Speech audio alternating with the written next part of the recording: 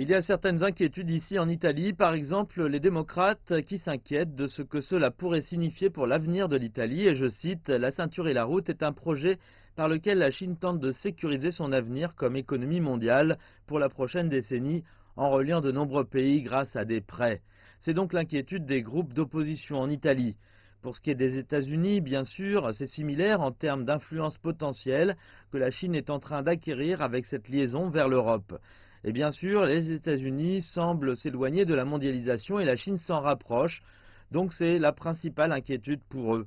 Par ailleurs, en ce qui concerne les affaires domestiques, le ministre italien de l'Intérieur a déclaré que s'il voyait une menace à la sécurité nationale, alors il rejetterait l'accord. Toutefois, les dirigeants des deux pays demeurent confiants dans le fait que ces accords devraient bénéficier aux deux pays.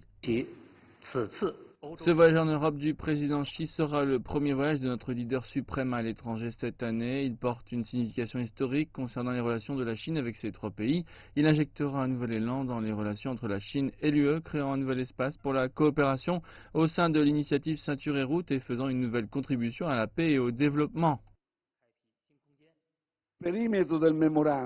Notre intérêt économique et commercial dans ces infrastructures est absolument légitime et justifié par notre intérêt national. De cette façon, nous pouvons augmenter nos exportations vers un marché massif et nos entreprises auront l'occasion de prendre leur part des investissements dans les infrastructures.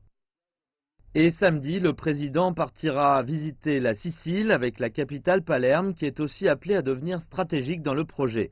Et on parle ici de transport, de connectivité qui sont les marques de cette initiative Ceinture et Route. Donc dans ce sens, les ports italiens sont des lieux très importants en tant que portes ouvertes sur le marché européen qui seront très bénéfiques pour la Chine. En même temps, le port de Palerme cherche à obtenir des investissements pour devenir un hub en Méditerranée. Donc cela pourrait déboucher sur une situation gagnant-gagnant pour les deux pays.